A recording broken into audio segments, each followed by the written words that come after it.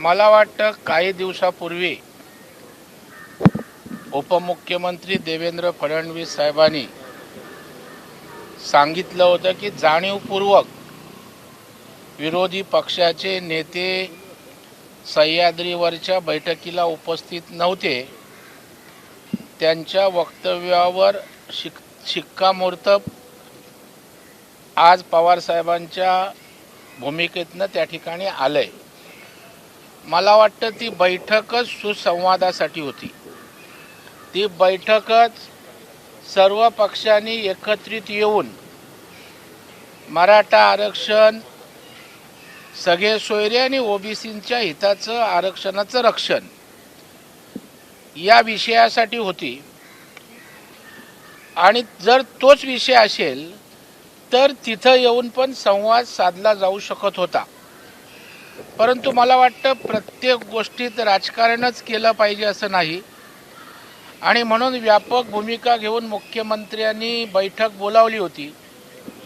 तिथे जे काय म्हणणं आहे ते पवारसाहेब सांगू शकले असते. परंतु जर सरकारची भूमिका व्यापक आणि स्पष्ट आहे, सरकारने मुख्यमंत्र्यांनी अनेकदा सांगितलं की मराठा आरक्षण आम्ही दिलंय, ते कायद्या चौकटीत टिकवू, सगळे सोयऱ्यांच्या संदर्भ तपासतोय, प्रक्रिया सुरू आहे आणि आलेल्या हरकतींच्या संदर्भात सुद्धा त्या ठिकाणी कन्सर्न घेतोय.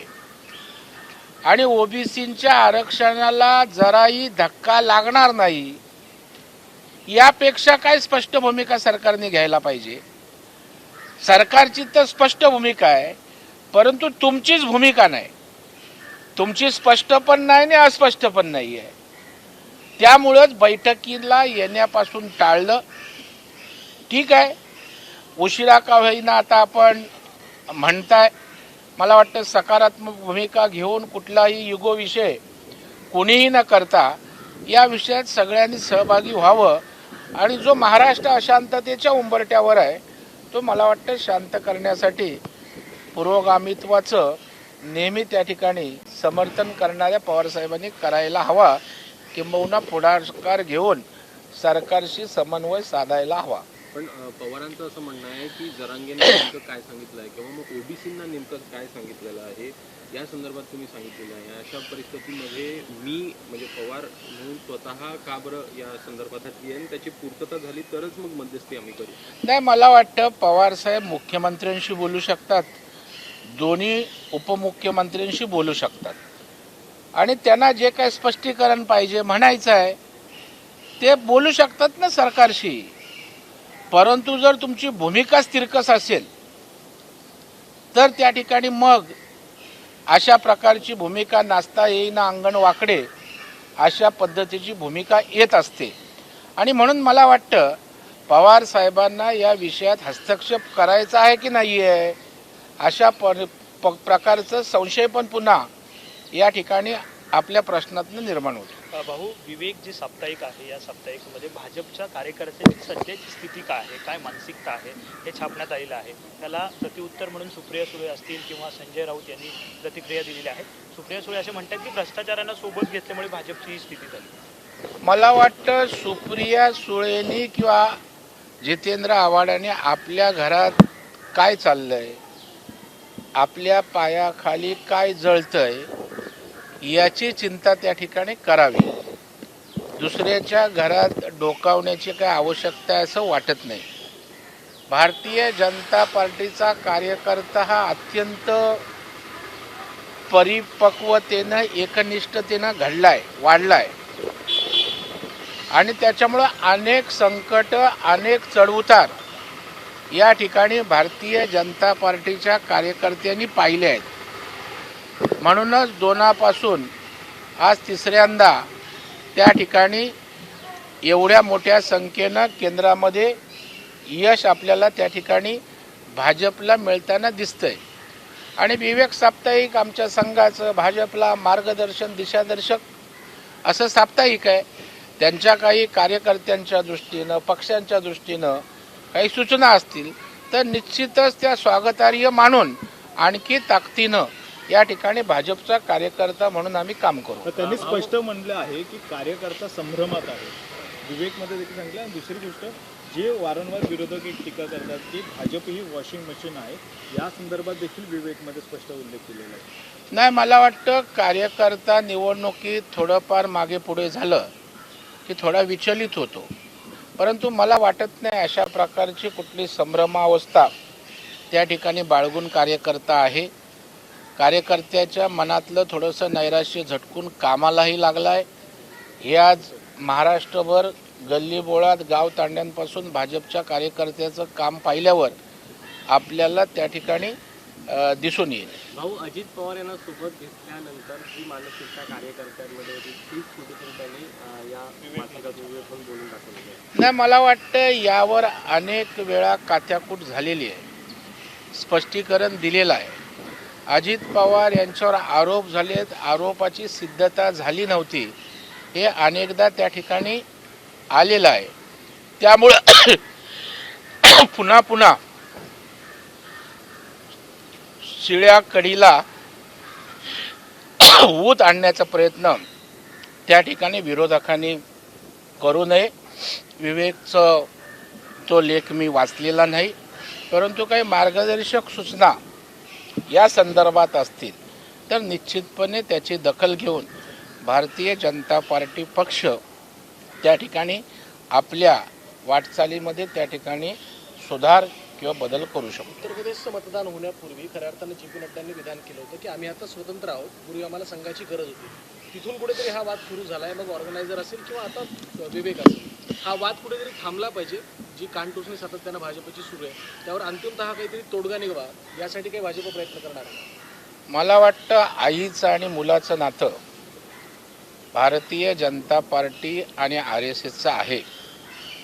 RSS ही आमची मातृत्व संस्था आहे आणि भारतीय जनता पार्टी त्यांच्या अनेक उपक्रमापैकी एक राजकीय पक्ष आहे आणि त्याच्यामुळं आपल्या अपत्याला मार्गदर्शन करण्याचं, दिशा देण्याचं काम आईच्या भूमिकेतनं करणं चुकीचं नसतं. मुलगा किती सशक्त झाला, ताकदवान झाला तरी आईचं मार्गदर्शन, आईचं प्रेम, जिव्हाळा त्याला हवाच असतो. त्याच्यामुळे संघाच्या बाबतीतही भारतीय जनता पार्टीचं नातं तशा पद्धतीचं आहे आणि राहील.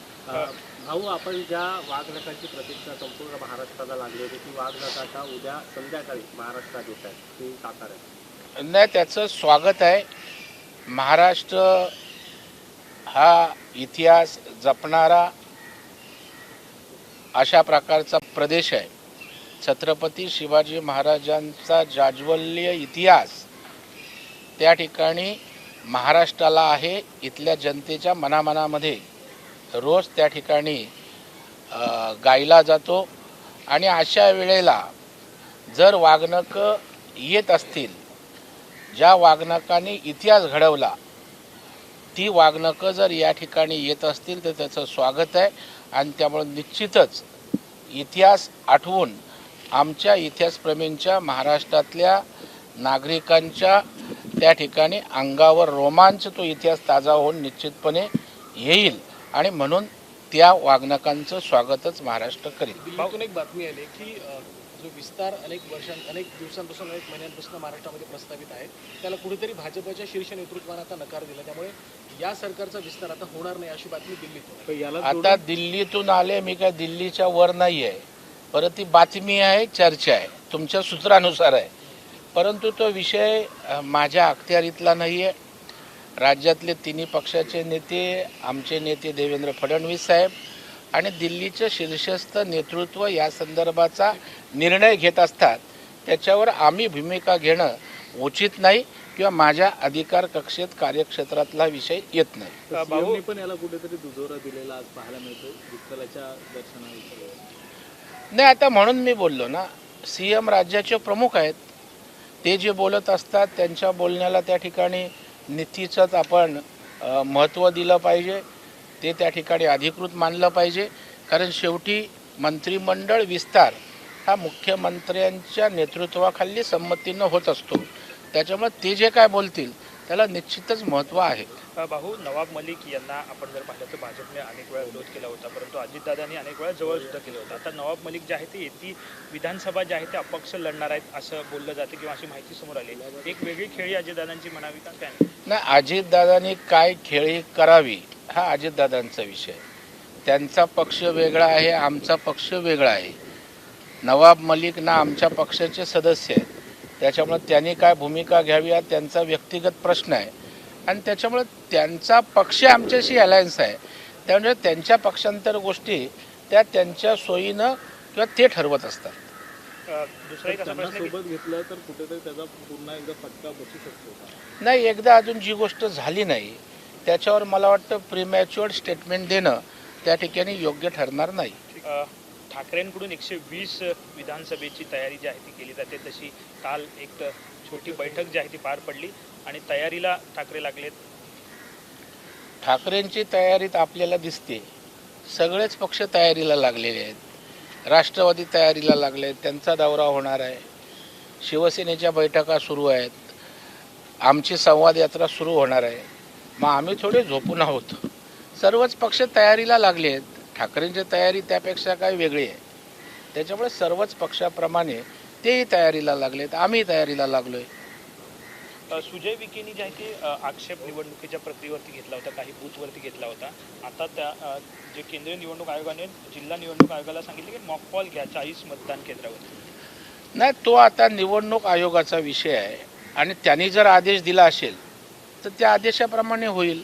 कारण शेवटी निवडणूक यंत्रणा ही निवडणूक आयोगाच्या आदेशानं मार्गदर्शनानं चालतं आणि जर त्याने निर्देश दिले असतील तर त्याचं पालन होईल आणि व्हायला पाहिजे. भूमिगत मेट्रो प्रकल्प 3 आहे, तो 24 तारखेपासून खुला होईल सर्वसामान्यांसाठी, कसं बघताय?